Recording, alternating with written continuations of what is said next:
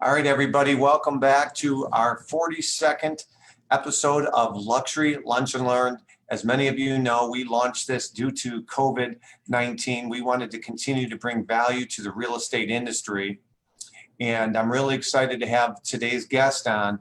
I've seen Brady speak a couple different times. Brady's a luxury real estate agent with Keller Williams. He's out of Palm Springs, California, but great person, great agent, and welcome, Brady. Michael, thank you so much. It's ironic because 42 is one of my favorite numbers. So I'm just so honored to be here and then be the 42nd. It's kind of ironic. Oh, really? I didn't even know that. So that's a good luck, a good omen. Beautifully planned, Michael. Beautifully planned. Thank you. Thank you. Well, you got a great quote behind you, by the way, with Pablo Picasso. Tell me about this quote, the meaning of life is to find your gift. The purpose of life is to give it away. And really my personal mission is to support those around me. And this quote actually led me on a hunt and found Keller Williams. I had been with two previous brokerages in California, both very good brokerages. But there wasn't an opportunity to share. And Keller Williams, as you know, is all about sharing. It's part of our culture. Mm-hmm. And so it's just something in my wall, and I look at it every day, obviously, and aspire to make it happen. Yeah, so, that's great. That's a great quote. I have something similar on my computer right here. It says it's basically talking about the number of lives you will affect. You know, someday we'll all pass, and if they put the number of lives that each of us affected in a positive way on our gravestone, would you treat each day differently, right? I mean, here we are on September 11th, and you and I were talking before we started recording, and knowing how many days we have to live.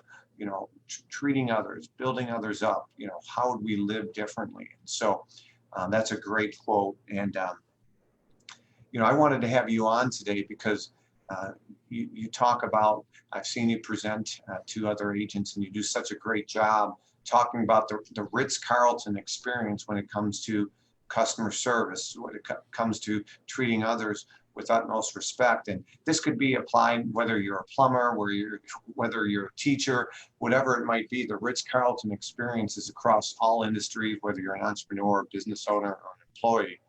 But talk to us a little bit about the Ritz-Carlton experience. There's been books written about it. Tell us about how you came across and how you teach agents to apply the Ritz-Carlton experience when it comes to working with buyers or sellers. Sure. So service has always been extremely important to me, and it's something that I'm infatuated with. I have the pleasure of working for Nordstrom, specifically being mentored by great individuals like Blake Nordstrom at the early age of 18. And from that experience, I learned that everybody does something, whether they sell clothes or they rent a hotel room or they sell a car, but how they do it and the experience around it is what unifies the customer. So fast forward, it was a few years ago, Michael, I joined Keller Williams Luxury and was at an event with Keller Williams Luxury. And here comes the Ritz-Carlton Leadership Center. And if you're listening, I write down the Ritz-Carlton Leadership Center because they're the venue that helps people like you and me and those watching learn how to take the Ritz-Carlton gold standards and put them into your own business. Let me explain. And here's what they said, that when you have your past client database open, 10% approximately will not come back to you because they simply no longer need your service. Now in real estate, that means you've sold the house and they move so far away, they'll never need your service. A little bit more may not come back because the service was not great. Something happened with the appraisal, the lender, the inspection, or maybe you. But the most concerning number is that 67% of people will not come back because the service was indifferent, meaning they don't have a connection to the brand standard. I thought, wow, we could work really hard in getting the top dollar, getting the fastest sale, getting them the home they want. But if we can't develop the brand standard, that emotional connection, 67% chance they'll leave. That's a big number, and that's why people should continue listening.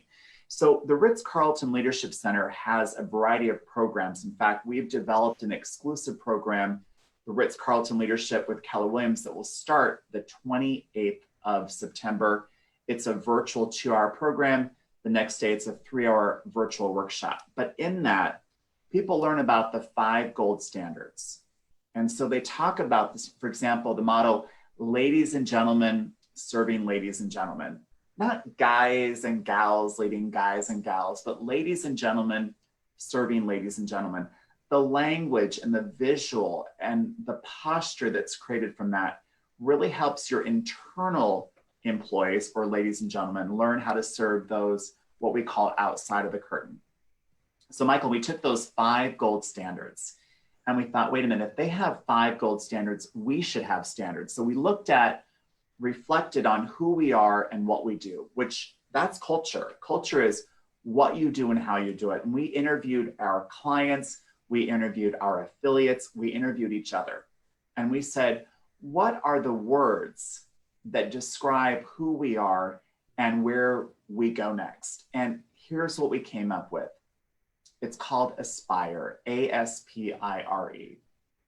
And everything that we do, whether it's a customer event, virtual or physical, it's a marketing advertisement, it's a digital placement, it's a selection of talent, or a customer that we're trying to court, everything has to focus on Aspire. Here's what Aspire stands for. Now, A is anticipate. This is a great word that came directly from the Ritz-Carlton. You want to anticipate what the customer needs and give it to them before they realize they need it.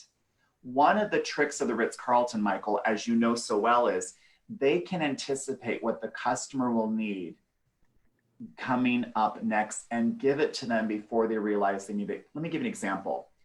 I was at the Ritz-Carlton in Atlanta, and I had just flown in. My eyes were a little red. I got to the club lounge and they said, Mr. Sandahl, we're so glad to have you here. Is everything okay? I said, well, I'm a little tired. My eyes are irritated. I didn't bring my eye drops. Oh, Mr. Sandahl, we're so sorry to hear about that. Why don't you take a seat in the club lounge? We'll get you some water, a beverage of choice, and we'll just check on you. So had the water, had the beverage, went to the room, and on the counter were the eye drops I usually have with me. Now, how did they know that? Because they store in their software the cues and clues of what I enjoy. Here's the trick about the Ritz-Carlton. Their ladies and gentlemen are allowed to spend up to just over $2,000 per guest per day to surprise and delight. Now, that doesn't mean that they're dropping $2,000 on eye drops, but they are allowed to go find the eye drops downstairs or the drugstore down the street, bring the eye drops to the room so that I know. Now, I will tell that story until I'm no longer on this planet, and it's why I continue to go back. So that's anticipate. S for Aspire stands for serve. We look for people who show up every day to serve each other as well as the customers outside of the curtain. You want to have that component of service. And even when you're tired, and Lord knows we're tired, we've been through COVID for 6 months now, we have to show up every day to serve ourselves, serve each other, and the customers that are hiring us. So P, perform. We have to remember that we're in a performance-based business. You know, I wake up every day, I'm a commission sales agent. I need to find the owner who's going to be a seller or a shopper who's going to be a buyer. And I have to remember that I'm leading a team of 12 ladies and gentlemen. They have the same responsibility. So every day we talk about performance. Now, I inspire. Inspiration has always been important to me, but it really showed up at a high level on March 19th. Why March 19th? It's the day that California closed businesses. In a matter of 3 days, Michael, we went from a secondary home market of 900,000 to under 300,000. We dropped 650,000 people in 3 days. They just exited out. That was like living on a bad movie set. So we had to find ourselves, inspiring those around us and the customers in front of us. Boy, this is important. Respond. We're an industry that typically does not respond to customers that want to give us money. I've never understood that. But we're a customer that's like, you know, I want to give you commission. And you're like, I'm just too busy.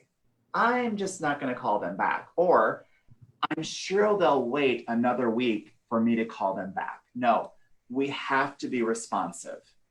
And if we cannot respond to the client, we have to make sure that the system will respond to the client. Here's the thing, Michael, you know this, that people don't have to work 24/7. They don't have to work 7 days a week, but the systems of customer service has to. Those systems have to work 24/7 because we're now in a virtual, digital, physically enhanced platform. We have clients in different time zones, working different schedules with different needs. So the system has to be responsive when the person can't. And E, the final part of Aspire, Excel. Now, we could talk about Excel as Excel your numbers, Excel your profit, Excel your performance. All of that is great. But I think it's Excel within you. You want to outwork your own potential, because when you wake up every day realizing that you're improving the person today over the person you were yesterday, you're naturally going to see the customer benefiting. So Excel is a self-reflection. So Aspire, here's how this shows up in the customer experience. Every morning, we did it today, we do our daily lineup. We stole it directly from the Ritz-Carlton. It's called the 3G lineup. 3G lineup. G number 1, we talk about gratitude. We ask our ladies and gentlemen to share what they're most grateful for. We ask them to share what they're most grateful for in their lives, in their world, in their business, anything. And if they can't identify something, I, as the leader, will point someone out and be specific about what I'm grateful for in them. So gratitude. The second G is what I call goals. We have to talk about our goals every day. Why? Because we're going back to that P of Aspire, performance, right? If we perform, we have a profit. If we don't, well, we don't. So we talk about the goals of where we are for the day, the week, the month, the quarter, and the year as a group, and who individually is having their best year. Today, we had 2 members named in the top 20% of our market center. That qualifies them to be on our ALC, our council, which is quite an honor. Well, the goals tied to that award. Then the third G, the grit of the day. What do we need to know about today? New listings, new escrows, new closings, who needs more attention, what customers need a little bit of a lift, right? The grit. Now that's our 8:45 lineup. And then, Michael, we go right into role play. Why? We have to practice on each other, not on the people that pay us. So we role play specific scenarios of things that are on our schedule so we can strengthen our skill set and be ready for that appointment with that client. Now, at the end of the day, 4:45, we have our accountability call. We ask our ladies and gentlemen to step back in for a 4:45 Zoom call and reveal the success of that day. Now, as a leader, I'm looking for wins and I'm looking for patterns of defeat, right? It's awkward to talk about lack of performance when you haven't addressed it for 30 days. But when looking at it 5 days a week, you can look for the patterns that are building in the right direction and the patterns that are heading down the wrong direction. So those are the points of that 4:45 call. Now let's talk about the big part. How does the customer benefit? So we realize in California that the California contract has specific moments along the way. For example, you're going to meet the client, right? That's a defining moment when you meet the client. Another defining moment is when you're going to interview for the job of representing their house or representing them as a prospective buyer's agent. Third defining moment, signing of the contract, right? If you're listing the home, you're signing that contract. Well, the next defining moment for a seller is you're going to photograph the home.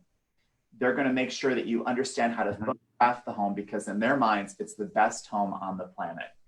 That next defining moment for us is a virtual broker preview or a virtual open house.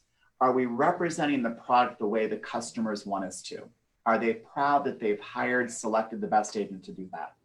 Now, the next one is the obvious one, the presentation and acceptance of the offer. That's a defining moment. In California, the next defining moment is the removal of contingencies. And then at closing, it's the fond farewell. Now, the trick is back pre-COVID, pre-COVID, we would do that awkward closing gift. You know, you've sold the house, Michael, you're being commissioned, you're earning your commission, you're getting paid for the commission, and then you're showing up with like, I don't know, hand sanitizer. Let me give you a case of hand sanitizer. Nobody wants that. They're tired. So now we take the cost of the closing gift and we divide it up into the transaction so that multiple times along the way at those defining moments, we're thanking our clients for who they are and allowing us to serve them. It might be a candle that we leave at the photo shoot. It might be chocolate covered strawberries at the acceptance of the offer, but we have specific gifts of value that we present to our ladies and gentlemen, thanking them for being part of our business. And then we simply ask them who else they know would like to have the level of service that they have right now. The bottom line is our ladies and gentlemen have fun surprising our clients. They don't have to ask for permission. They're empowered to surprise and delight. And then our customers benefit, and then our customers give more referrals. So we've literally grown the business by understanding how do you take the Ritz-Carlton gold standards, put them in your own business, and surprise and delight the customers along the way. So our team of 12 here in Palm Springs, which is about 2 hours east of Los Angeles, we're primarily a secondary resort market. We serve buyers and sellers at all levels, and never do we distinguish which price point gets what gift. The price point does not determine the level of service, right? So everybody gets the same benefit. Michael, any questions for me? I may have lost Michael. Well, I'll just continue speaking because I'm still live on Facebook. So when we talk about those defining moments, when we talk about the customer benefit and the customer experience, remember that 67% of people may not come back because the service was indifferent, meaning that they didn't have a connection to your emotional brand. So when you're building up your big empire and you're helping your customers, remember, we want to make sure that we're paying attention to the customer experience, right? When you pay attention to the customer experience, everybody wins. And quite candidly, you'll have more fun along the way. Now, one question is, well, how do you develop this? Start by understanding what luxury and customer service looks like. You could look at brands like the Ritz-Carlton. You could look at Tesla. You could look at Nordstrom. You could look at products or services that really have a luxury feel. It doesn't mean a high price point. It means a consistent brand with an experience around that brand that gets you engaged. The engagement of the brand. So look at what those companies do well. It's typically consistent service, consistent marketing, emotional engagement, scenography. What do you see? What do you smell? Where do you hear? What do you feel as you go through the experience? And then figure out what your repeated defining moments are in your contract, which allow you to go forward in the relationship. Now, you don't have to do everything yourself. You can leverage it out, but you'll probably be the one that will set the vision and then others will execute. So think of it this way. Everyone in your business should be a head concierge coach, but not everyone has to do the activities that the concierge wants. So I'm going to acknowledge what I want done, but our concierge may actually do the action item. So Mike, it's good to have you back. We lost you for a few minutes, I think. Yeah. We have you back in the room. So I think we covered everything that we can cover. We talked about vision, right? We talked about understanding luxury brands. We talked about bringing it into your business. We talked about how you execute exceptional experiences for the customer and then asking for more business along the way. Remember, when someone gives you a compliment, you want to acknowledge it. And remember, it's a sign that they probably have more business to give you. We have to train them to think, who else do they know who'd like to be as excited as they are right now? And the final thing I'll say about the experience is you've been mastering your market of the moment. whether you're in Boston or Seattle or Palm Springs, you understand that market, but pay attention to what's going on in the market right now, meaning that people are coming into your market and people are leaving your market. Money is coming into your market and money is leaving. So you have 3 markets to master.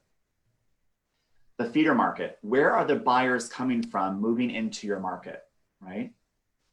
Where are they staying within your market? And the third market is where they're going next. Now, they may not be leaving for another market, but their money may be. Why? Because now they can work from home. Now they want a second home within 2 or 3 hours, preferably not by plane, rather by car. Mm-hmm. And clearly, interest rates are so low that almost everyone and their favorite animal, including Michael's 2 puppies, are looking to buy real estate. So as you're lead generating into the market that you've mastered, be aware of the feeder markets and be aware of the downriver markets, because when you do that, the customer experience gets bigger, the referrals get higher, and the profit becomes a lot stronger. That's a great point. A couple things that I wanted to circle back on. First off, I love the fact that you aren't waiting till the transaction is complete. Instead, you're spreading out little surprises, whether it be, like you said, the strawberries and chocolate, whether it be, candles, whether it be, something along the way, because there is turbulence, up and down turbulence during a transaction, inspection, appraisal, loan extensions, whatever it might be, contingencies. So, A, communicating throughout the process, B, just little personalized notes or little, gift here or there, just to let them know that you're there along with them throughout the transaction, throughout the turbulence is huge. The second thing you talked about that I thought was really good is feeder markets. So sometimes I use the term migration patterns. So knowing where buyers are coming from and knowing where your sellers are moving to, those are feeder markets, is a term that most real estate agents understand. Those that maybe are watching that aren't in real estate, they could be migration patterns, where people are coming and moving to and from. Now you talked about if somebody gives a compliment, be willing to accept it and acknowledge it, but there might be an opportunity perhaps to have that conversation about who else do you know. So talk to me just real quickly about that. What are you teaching, agents on your team when you speak, Brady? What are you telling? What are the signs to look for to perhaps have that conversation? There's other coaches out there that have those sayings and all that. But what are you teaching? It's very simple. I think that our society has a difficulty accepting a compliment. We feel a little awkward. We don't know how to respond to it. Someone would say like, "Oh, Michael, I love your shirt." And you may say, "Oh, I've had this for years," right? Where we could say, "Thank you so much. Would you like to buy one just like it?" Right? Or, "Hey, Michael, I love what you sent our family. I mean, that candle was fantastic." You could say, "Thank you. And who else do you know who'd like to have a candle just like the one you have?" And they're like, "Oh, well, I hadn't thought about it." Well, they're not thinking about how they're going to funnel business to you. But we want to acknowledge the thank you, thank them for it, and then say, "By the way, who else do you know who'd like to be as surprised, delighted as you are right now?" Now, once we send that, then it's equal. You've kind of broken the ice. And then they're now like, "Wait a minute, now it's on their radar." So now it's like when you buy a red car, you've never seen a red car, but when you buy the red car, everybody has a red car.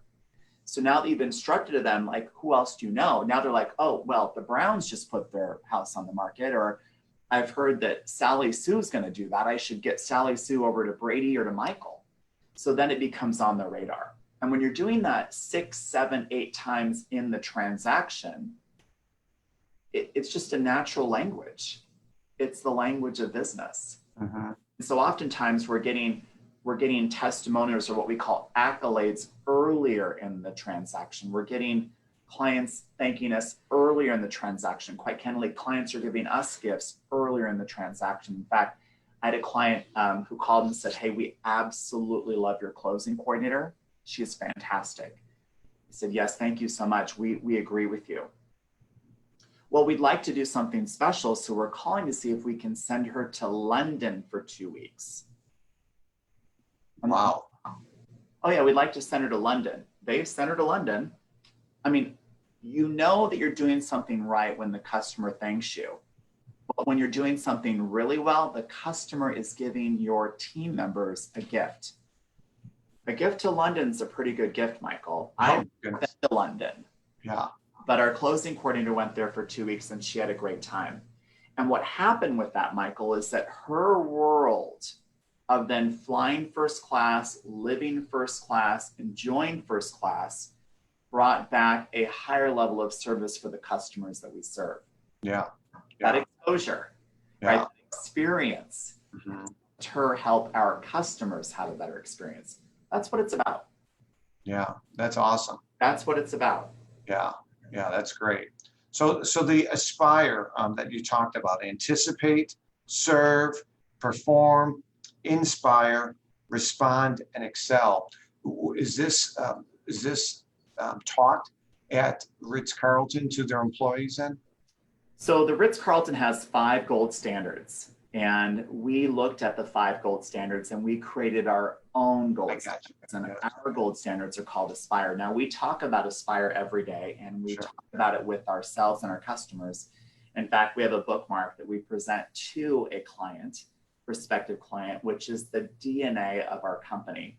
And we might slide that bookmark into a book called The One Thing, written by Gary Keller, or the Ritz-Carlton Gold Standards, or Atomic Habits by James Clear, a book of choice that we believe the customer would like to enjoy. And then we put our bookmark, our DNA, into the book.